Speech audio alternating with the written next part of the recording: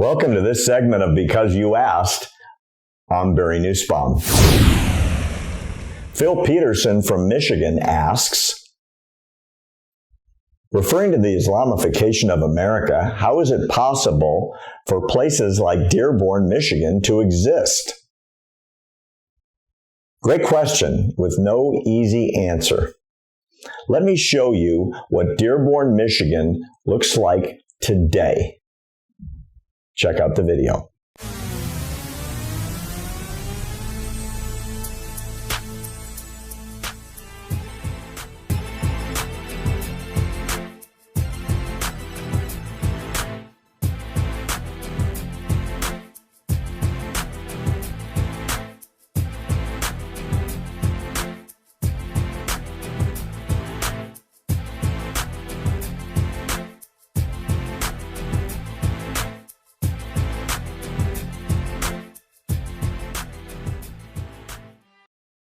As you can see, while driving through Dearborn neighborhoods, block after block after block might as well be in the Middle East, not in the middle of Michigan.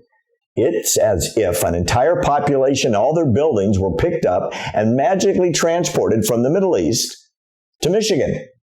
Businesses, houses of worship, mosques, banks, groceries, restaurants, you name it. You would never know you were still in America. So in answer to your question, here are the tough answers.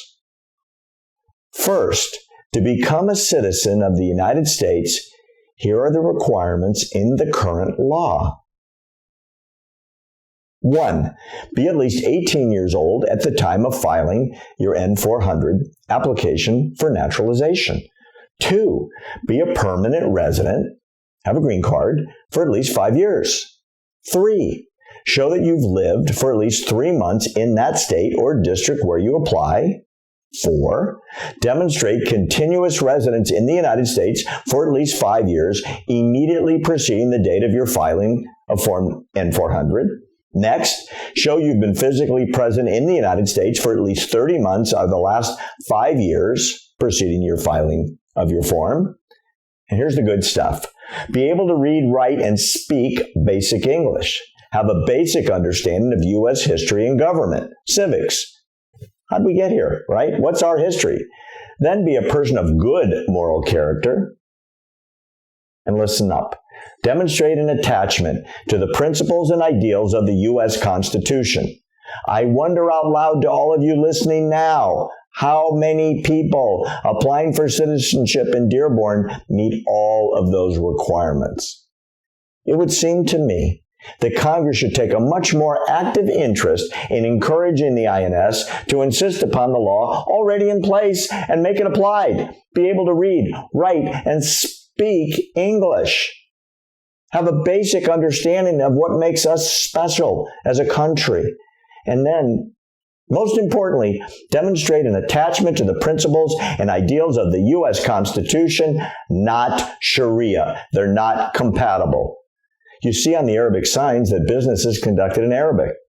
Many English-speaking Americans feel very uncomfortable even traveling in their old neighborhoods because there is no assimilation, there is no merger of culture, and based on the many demonstrations against America, clearly no support for a traditional American way of life. Oh, you're going to love this. Nationwide, 1 out of every 5 residents here speaks a foreign language at home. That's 20% of our country. A common language is important. It's a unifying force in a country that has so much diversity as ours. It would seem a master of English is critical for full political participation and economic advancement in the United States. That is, unless you have your own mini country existing within this country to live, work, and play in. The truth is, we have complete freedom of religion in this country. We have freedom of association. We have freedom of speech. And because we're not encouraging assimilation, we are allowing the creation of zones not unlike what exists in Europe. Today, there are entire Arabic worlds that exist within America. Because there was no encouragement from the White House for Arabic communities to infiltrate their own radical groups and to infiltrate the mosques to change the imams who are preaching hate and non-assimilation, we ended up with this.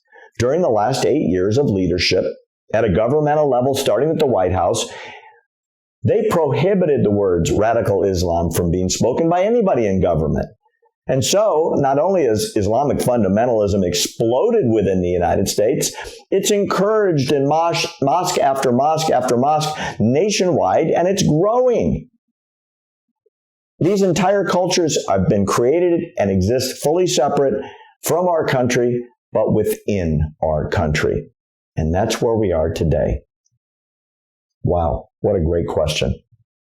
Please keep your questions coming to American Truth Project, and our social media on Facebook and on Twitter is where we're going to see them. If we use your question, we're going to get you a special gift, because we're here to answer your urgent questions because you asked. I'm Barry Nussbaum.